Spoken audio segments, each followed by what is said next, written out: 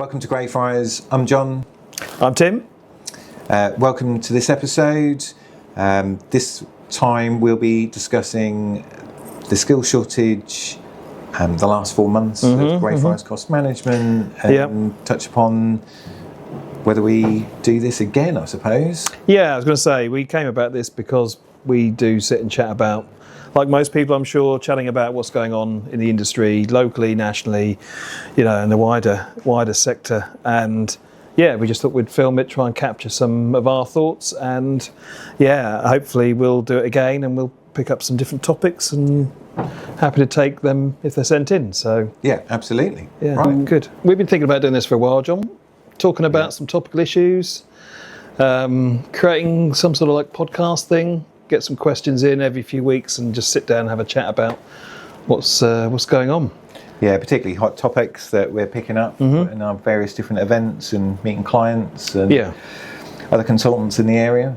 Yeah, I don't think there's ever been a time where there's been more, I guess, legislative changes. We were talking earlier about biodiversity net gain, nutrient neutrality, all those things, and I think it's a bit of a minefield for anyone to navigate their way, and I don't know that we'll have the answers, but we're going to try and talk about them anyway.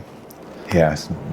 Yeah, let everybody know that we're all on the same page. We're all on the same page and no one's alone. One of the things that we keep debating at things like constructing excellence and construction needs to looking at, and we read it in the papers all the time, is about all of the skills shortage and hundreds of thousands of people leaving the industry and just small numbers coming back in. I don't know whether you had any thoughts on what's going on. Yeah, I'm very keen on training, and particularly apprenticeships, being an ex-apprentice myself. I think it's an interesting one, and I think there's a lot of responsibility on employers to kind of close that gap.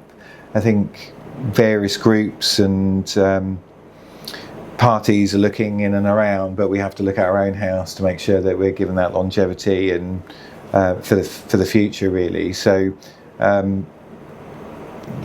think us employing, it's responsible on the employers to employ apprentices, give those opportunities, and make the industry look as exciting and as enticing as when it attracted us to the industry, really. And I think that is one of the issues, is how attractive a career in construction is, especially if you're on site and it's pouring down with rain, and you prefer to be a social media star like we're intending to be here, John. But but I do think there is an issue with how people view this industry, whether it's blue collar, white collar, etc.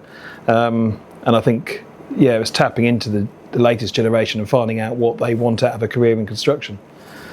Yeah. I'm just, as you were sort of giving that introduction, I was kind of thinking about what enticed me into the industry, and whether those kind of things would entice younger generations now. I mean, I was really excited to be part of a bigger team, and actually practically delivering something that I could see. And I know I talk about legacy quite a lot, but being involved in building a bridge or whatever it may be is something that you can go back for decades later and take the grandkids keep telling the grandkids back. Yeah, exactly. So I think it's just a different world now, I think. I think employers need to be much more in tune to what is going to bring the next generation on, really. Because when I did it, it was you get a mobile phone and you get your van, and you might get a company car. And these are all things that appeal to people at the time. Exactly. Yeah, I mean, my own journey was in almost by accident. I didn't quite get the grades I wanted to go to university to do a degree course in geography, actually. And ended up going down a surveying route, and sort of fell into it. And that ended up being a sort of part-time degree with colleagues, and that was just the way it was done. And surveyors every year would be queuing up to come through the trainee program and become a sort of work the way to being chartered. And I think I don't think there is that long queue of people wanting to do that these days, and let alone if you were talking about being a plumber or an electrician and other sort of trades on site. Yeah, exactly. And I think it is a combined system. That we've got groups in and around the area, Construction East, and Rob and John and others who are working hard with the colleges to put on the offering, the educational offering, but it is a combined approach. It is about employers bringing people in, enticing people in, and then having somewhere to go to make sure that they're qualified, and having the projects and the depth of work. I think that sometimes, companies like Greyfriars and things that are relatively new compared to some of the sort of longer standing consultancies is about having a variety of work. Lots of different opportunities, the opportunity to move them around. I know Norfolk County Council, they used to have an apprenticeship trainee programme, and they'd have 3 or 6 months in various different depots and the labs and all sorts of interesting things, so that when they got their placement, whether it was in capital projects or maintenance or whatever it might be, they'd had a really rounded experience and education in the sector, and or in that part of the sector, I should say. And maybe that's where a centralised apprenticeship program, where perhaps people do spend a bit of time working in a surveying practice, and then they spend a bit of time working in a architectural practice, for example, before they decide on which career they want to take. I know that we've done work experience here recently, and that went really well. They had a bit of time doing quantity surveying, cost management and project management, and I know there's a high dropout rate. I think it's something like 40% of apprentices don't finish their courses, so maybe it's because they've selected surveying and realise it's not particularly interesting. I don't know how they've come to that. Really, no, I don't either. No. So anyway, that's. I don't suppose we'll get the answer right here and now, but I know it is, like I say, we're involved in supporting things that do that. But I think there's a lot that's got to change, really. You touched upon work experience. You get 1 or 2 weeks work experience for somebody who's under 16, and at that point they're supposed to sow some sort of seed that makes you want to be whatever it might be. Exactly. And out of my peer group, friend group, I think I know of one person that I went to school with who wanted to be a particular thing right from junior school, and that's what they ended being up. I think a lot of people like to try a lot of different things until they find what suits them best, and maybe that is the answer. Maybe a collaboration between a surveying consultant, an architectural practice, a contractor, ground investigation, whoever it might be, and you just have an agreement between spend a few months 4 in or each one. 5 and have 3 months in each one over a year. But it's having the placement ready for that person at the end of it is the key, really. And I guess one of the challenges always on these things is, construction is a cyclical, boom bust style economy, I guess, and I know when times are good, everybody wants to take on trainees and apprentices, and when times are bad, that's something that's probably overlooked a bit. And I think that doesn't help the whole cause of getting people in industry. Is that it's make hay, for several years, and then suddenly there's talk of redundancies, and guys must read it in the papers about people getting laid off from construction, and 1 minute bricklayers are earning 100,000 a year, the next that they're not needed, and it must be a fairly uncertain career path from the outside looking in to want to get involved in. But and in fairness, I think we have that view because we're in that industry. And you're right, with recession, construction and building is, let's build our way out of this, and that kind of stuff. Those old sort of political phrases that get bandied around. But I think if you look at the last 10, 15 years, a lot of industries have been through that. If you take on online shopping, and the retail market looks very different at the moment. Yes, that's true. The whole workplace has changed. I would probably say that the construction industry is way behind all of that, and we're just following the same pattern that we have done for decades, really. But you are right. It comes back to where we started off: is we need to make the industry look how I feel it really is, and it's an exciting, highly fulfilling industry to work in. Yeah, and we've both been doing it roughly the same time. Yeah, give or take. So, changing subject, Greyfriars Cost Management's nearly 4 months old now. It's flown by, hasn't it, John? Yes, it has. Yeah. So, but we're pleased with how things are going. Yeah, really well. We haven't fallen out, have we? Got no, like not a house that on I'm fire? aware of. No, me either. No, it's been really well. It's been going really, really well. And it's been great for the project management side as well. You know, we've met new clients.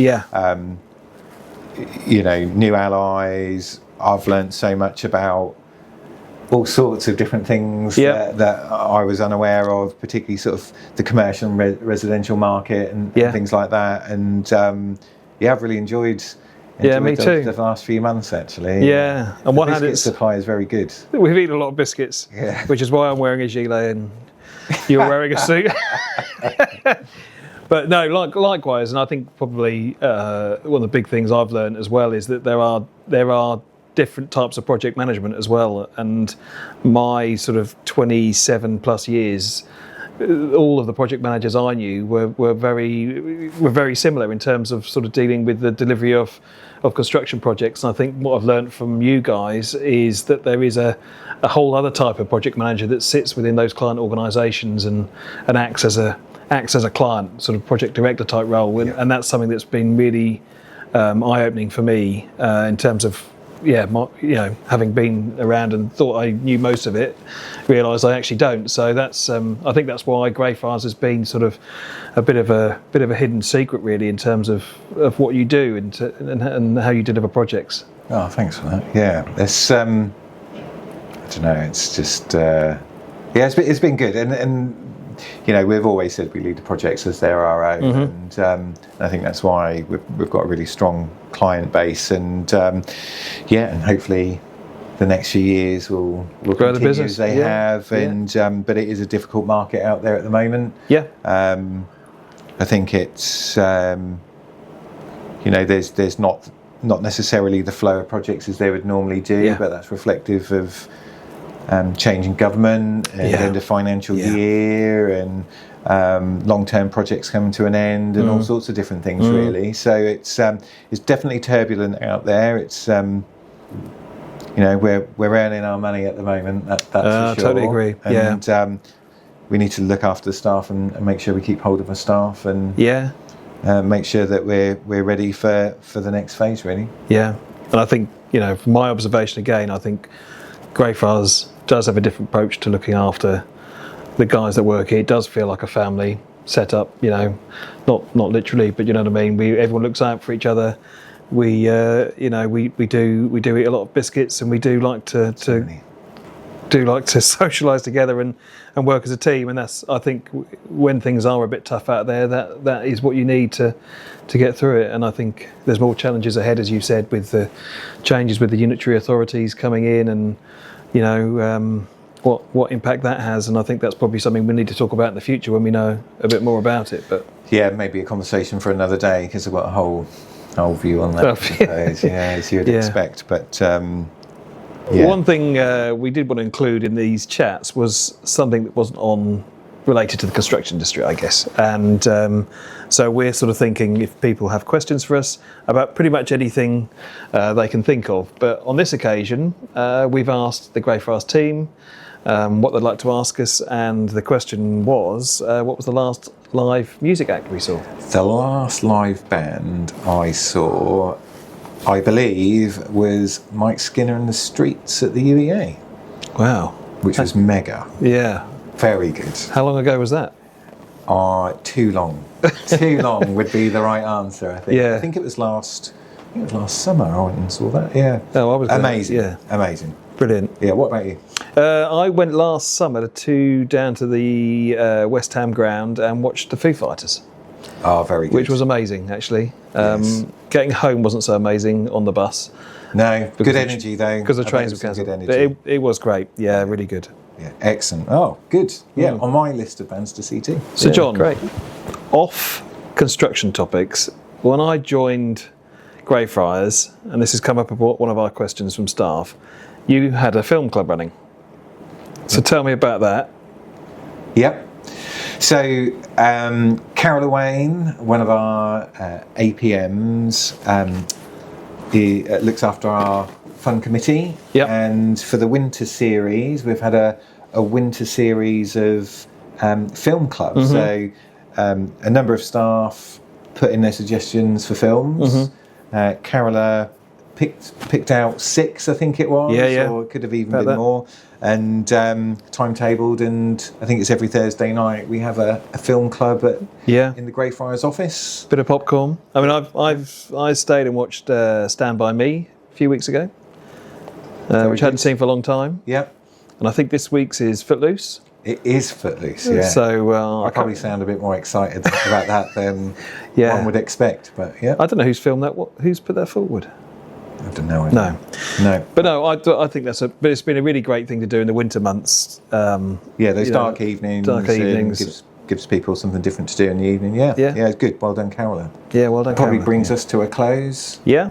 Yeah. I think this has been valuable. I've enjoyed my time. Me too, John. Excellent. I think it's fair to say that there'll be future episodes. There's so many topics to cover that I think genuinely people find interesting. Yeah. Whether it's our views on it is interesting is probably another thing. That's questionable, but we'll see. So we've got B&G. B&G, we've got nutrient neutrality, we've got the Building Safety Act.